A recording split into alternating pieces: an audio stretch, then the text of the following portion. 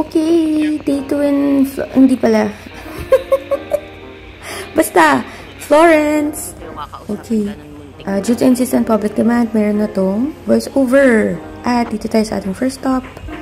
This place that sells this sandwich. The next stop, pagkain ulit. Ayan, sabi ni Matt, so, award-winning restaurant. At sabi ni Matt, mahirap daw reserve dito. Dahil limited lang yung meals nila for the day. Kaya ayun, swerte, nag-walk-in lang kami. Ayan, mom and pop restaurant siya, kita niyo naman. Hindi namin alam at all kung ano i-record. O-order namin kasi everything is in Italian. Buti na lang, welcoming naman sila. At yung nag-serve sa amin, siya na yung nag-decide lahat ng kainan. Ayun, mushroom soup, pasta, and their specialty. Steak. Ayan. Okay. Habang hinihiwa ni Matt to, meron akong chika. So, kaya ang ikli nung intro video kasi hindi naman talaga tayo vlogger, opo. Pero, nung paglapag namin or pagdating namin sa Florence train station, naharang kami ng police for some reason. At tinignan nila yung passport namin. Ayun, wala naman nangyari. Tinignan lang nila. At ayan. Okay, very good steak. One of the best experiences in Italy. Okay, so after nun, naglakad na kami papuntang Uffizi Gallery. Andun, maraming paintings dun. And, hindi ko na pinacturean or hindi na ako nag-video masyado kasi pwede naman sila i-search sa Google. Pero ayan. Dali na. Gagawin mo lang yung legs mo. Siyempre yung statues, pinacturean ko. Yung iba, like ito, punta kami sa Tribune sa loob ng Uffizi Gallery. Andun si Venus. Ayan. Sabi sa audio guide na ginamit namin, makikita dapat siya from this side. Kaso, ayun nga, hindi siya kita. Apparently, doon siya sa kabilang side, mas kita. Ayun. Ayan. O, diba? Mas kita. But of course, harangan natin ang ating private parts. But here you go.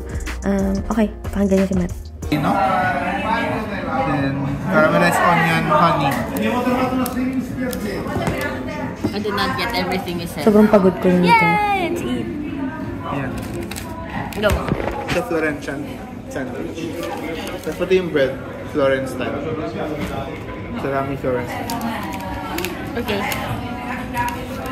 Ayun. Tapos after nyan, ito, kumain din kami nitong dessert nila na parang hard bread. Kasi nasaw-saw sa wine. Hindi masaya. Okay, day 2. Literal, ito, day 2 na talaga in Florence. Ano nga ba ginawa namin day 2?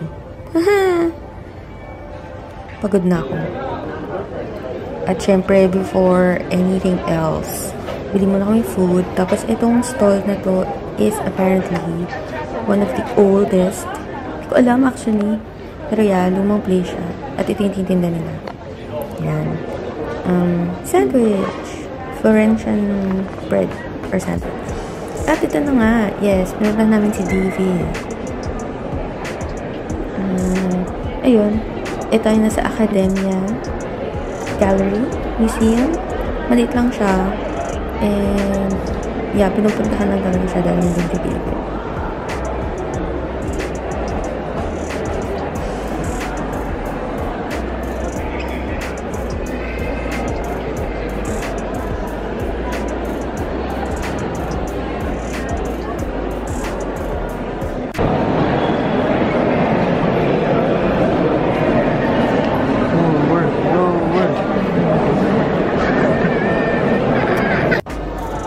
Tapos ito pa yung isang statue na nandun din sa same gallery. Obviously, di magaling video ko. Pero sabi din sa audio guide na ginamit namin, yung effect ng pag-ikot around it will give you the feeling na gumagalaw din yung statue, which is yun nga siya, like in person if andun ka.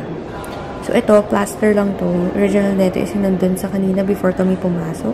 Oh no, the other day. But anyway, after nito kumain kami ng risotto. And then, this thing. Parang polvoron. Okay, next day. Kumain ulit kami ng Florentian bread. At this point, pagod na talaga yung pangakong kumain ng tinapay. But this was good. Yeah. Tapos, nag-city tour kami. Walking tour. Gamit ulit yung audio guide na ginamit natin the last few days. Rick Steves. Yan. Highly recommended. Galing. Mas na-enrich. Wow, enrich. Mas na-enrich yung paglalakad around the city. And syempre, aside from, ang ganda talaga ng streets ng Florence, ang ganda ng mga buildings nila. Like ito, diba? Itong church na to. Mas napaganda ng Rick Steves audio guide. Yan. Okay.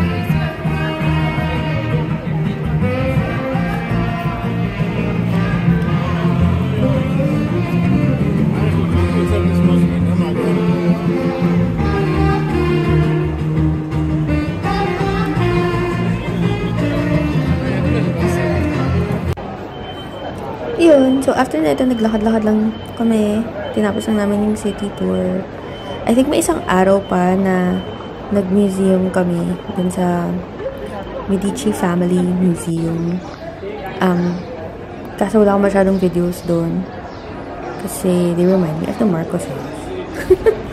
Yeah. Pero, ayun. Yeah. Florence was a beautiful city.